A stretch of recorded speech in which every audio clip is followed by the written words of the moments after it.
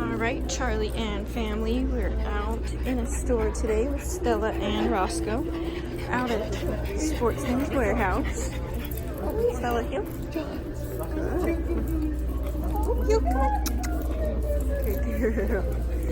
So Sportsman's is a dog-friendly store, and we like to get dogs out to these stores just to make sure that they understand that their obedience matters everywhere. They can't just be obedient. Stella, sit. Good girl.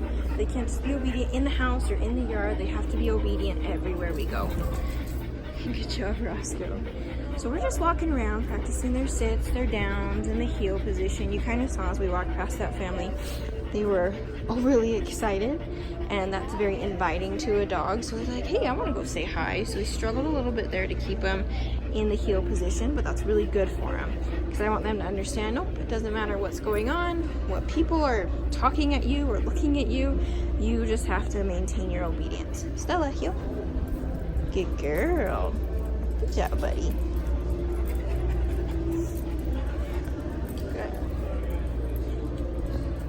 Good job, Roscoe. Good boy. So they both are, Stella's a little bit more in tune. Roscoe's a little bit more distracted.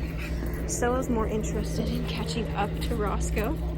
So that's kind of what we're up against, which happens a lot in multi-dog families.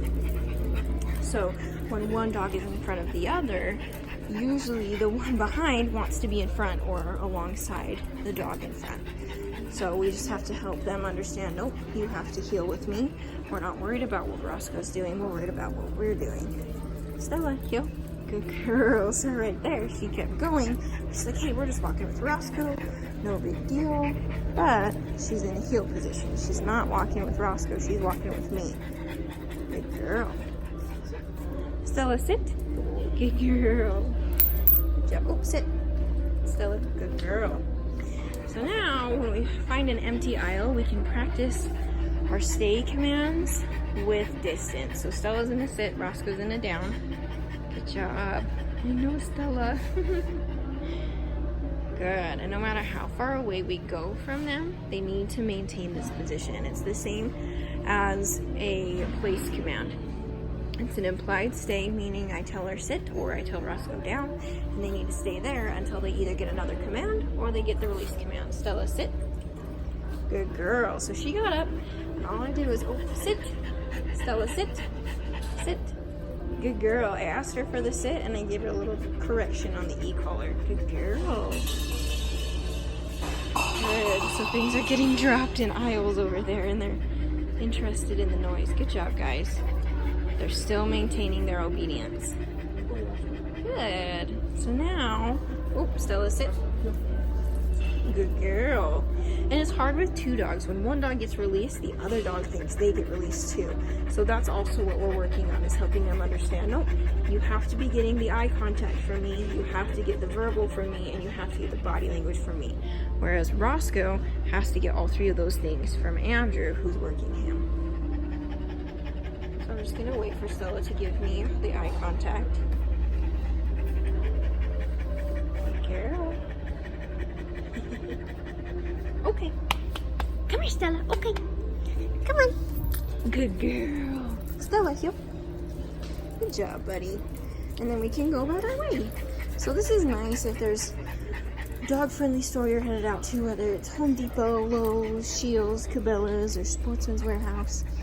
That way you can bring the dog. It's good training, and then good, you know, if you need to get out and come look at kayaks and camping chairs and things like that. It's good. So then I can say, Stella, down. Stella, down. Give her a little leash help here, down. Good girl. Oh, down. Good. Down. I'm gonna work her through this. It's a new area, so every time we change places, this is why we do this, because I want her to understand rules still apply here. She doesn't get to do whatever she wants. She still has to listen. Stella, down. Good girl. So it's gonna be, oh, down. Good. It's gonna be the same thing when she comes home. She's gonna push you.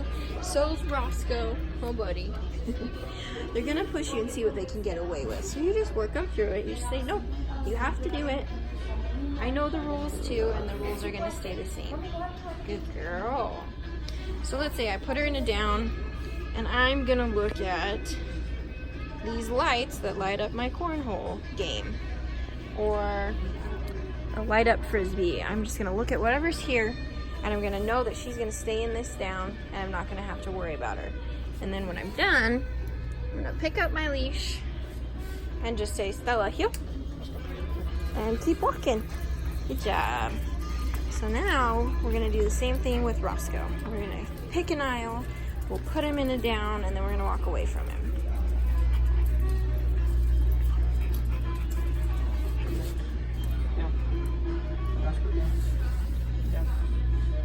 So we're gonna give Roscoe a little leash help, just like we did with Stella. And the reason why we're putting our foot on the leash rather than bending down is because the more you bend down and get over the top of them, the more you're helping them out. I want him to know, okay, I just gotta do this. I gotta do this obedience command because I was asked. I don't want to have to touch him, because the more I touch him, the more he wins. Good job, buddy. I don't know, he's a little bit pouty. So we'll walk away from him. Stella, come here. Good girl. And he's just gonna stay there. Good job, buddy. And then I'm gonna take Stella. Good girl. And we'll come around here.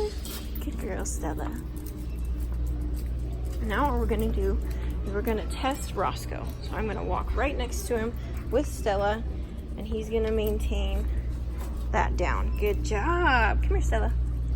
Good job, buddy. So he was able to stay in that down position even though Stella and myself walked by him. So he's doing really good. They're both doing really good, huh, Stella? This is a fun little field trip. Getting them out and about, helping them understand that no matter where we are, no matter the situation, you still have to do your obedience. So they're doing good, huh, guys? Good girl, Stella. And we'll talk to you again next week. They're getting close to being ready to come home.